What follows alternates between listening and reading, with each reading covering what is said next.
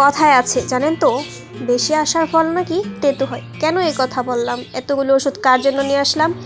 এতগুলো ওষুধ কাকে খেতে দেব? সব প্রশ্নের উত্তর আজকের ব্লগে বলবো। ব্লগটি স্কিপ না করে সম্পূর্ণ দেখবেন, আশা করি উপকৃত হবেন। ব্লগটি সম্পূর্ণ দেখার আগে একটি লাইক দিয়ে দিন। হ্যালো এভরিওয়ান, আসসালামু আলাইকুম, welcome back to my another blog. আপনারা ভিডিওর শুরুতে যে পাখিটি দেখতে পাচ্ছেন, এই পাখি জোড়াটা আমি গত 9 মাস যাবৎ পালন করতেছি।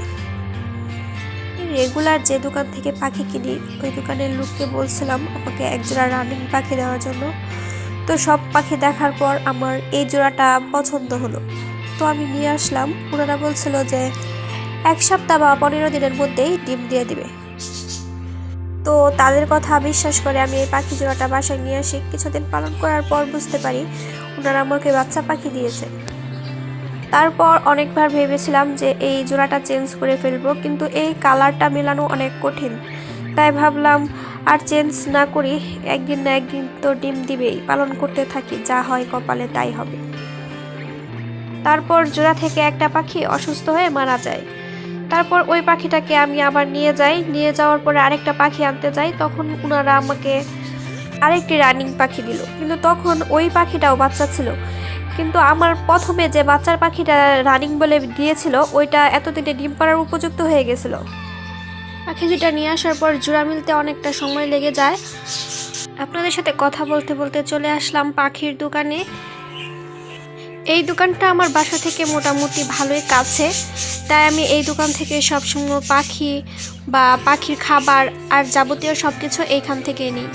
জোড়াটা যদিও মিলে যায়, তবু ওদের বয়সের মধ্যে ছিল অনেক তফাৎ, তাই ডিম আশা করা তো পরের কথা। তারপর ওদেরকে আমি এভাবেই পালন করতে থাকি। কিছুদিন পর দেখলাম ওরা মিটিং করেছে, তো বুঝতে পারলাম যে ওরা ডিম পাড়ার জন্য উপযুক্ত এখন, তাই ওদেরকে ডিম পাড়ার জন্য আমি ঔষধ দিলাম। তারপর ক্রমাগতভাবে তারা এক এক ধাপ এগিয়ে যাচ্ছিল, যেমন ধরেন হাঁড়ি কামড়ানো, হাঁড়িতে ঢুকা, এইসব কিছু। কিছুদিন যাবত দেখলাম মেয়ে পাখিটা হাঁড়িতে ঢুকে থাকে, কিন্তু ডিম দিচ্ছে না, প্রায় অনেকটা সময় হাঁড়িতে ঢুকে থাকে।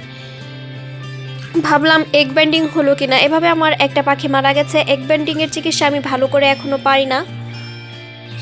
এই বিষয়টা আম্মুকে বললাম, তখন আম্মু পাখিটাকে ধরে দেখলো যে ডিম পারবে এরকম অবস্থা আর কি। তো ব্র্যান্ডের মধ্যে আম্মু একটু তেল দিয়ে দিল।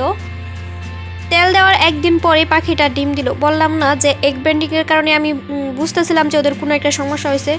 তো হালকা পাতলা অসুস্থ ছিল, এতটাও না। তো একে একে 2টা ডিম দিল। দেখলাম পাখিটা অনেকটা এখন অসুস্থ, খাওয়া দাওয়া ঠিক মতন করতে পারছে না। তো প্রথমে তো তার রূপটাই শনাক্ত করতে পারছিলাম না। প্রথমে ভেবেছিলাম এগ ব্যান্ডিং হয়েছে। এগ ব্যান্ডিংয়ের চিকিৎসা করে বুঝতে পারলাম তার ঠান্ডা লেগেছে, মূলত প্রথমবার ডিম দিয়েছে, তার জন্য এই সব সমস্যা। এখন অনেকটাই অসুস্থ, খাওয়া দাওয়াও করতে পারছে না। তো তার সমস্যার কথা বলে পাখির দোকানের লোকের কাছ থেকে ওষুধ নিয়ে আসলাম। ওনাকে বলছি যে ডিম পাড়া অবস্থায় এরকম অসুস্থ হয়েছে। তখন উনি এই স্যালাইনটা দিল, বলল এই স্যালাইনটা খাওয়ানোর জন্য। ডিম পাড়া অবস্থায় এখন কোনো অ্যান্টিবায়োটিক দেওয়াটা ঠিক হবে না, তাই স্যালাইনটা গুলিয়ে নিচ্ছি। এখন পাখিকে স্যালাইনটা গুলিয়ে খেতে দেব। স্যালাইনটা কিন্তু আমি গরম পানিতে গুলিয়েছি। জানি না স্যালাইন খেলে কতটা ইমপ্রুভমেন্ট হবে, তবে পাখির শরীরের তাপমাত্রা অনেক বেশি ছিল, তার সাথে ছিল ডায়রিয়ার জন্য আমি র্যানামাইসিন দিয়েছি। পাখিটার খাওয়া দাওয়া অনেকটাই ছেড়ে দিয়েছে, তাছাড়া শরীরের অবস্থাও অনেক খারাপ, মনে হয় ধরলেই পড়ে যাবে এরকম অবস্থা। সিড মিক্সটা একদমই খাচ্ছে না, তাই একটু কলমি শাক দিয়ে দেখছিলাম খায় কিনা। দেখলাম কলমি শাকটা ভালোই খাচ্ছে। কলমি শাকটা না খেলে হয়তো আমাকে হ্যান্ড ফিডিং করানো লাগতো। হ্যান্ড ফিডিংটা আমার কাছে বরাবরই অনেক ঝামেলার মনে হয়। এরকম অবস্থা হয়ে গেছে পাখির শরীরের কন্ডিশন। সারাদিন যেহেতু কেজে কলমি শাক দেওয়া ছিল খাওয়ার জন্য, তাই কেসটা একটু অপরিষ্কার আর এলোমেলো দেখাচ্ছে। সকালে আমি আবার পরিষ্কার করে দেব। এটা ছিল রাতের ক্লিপ।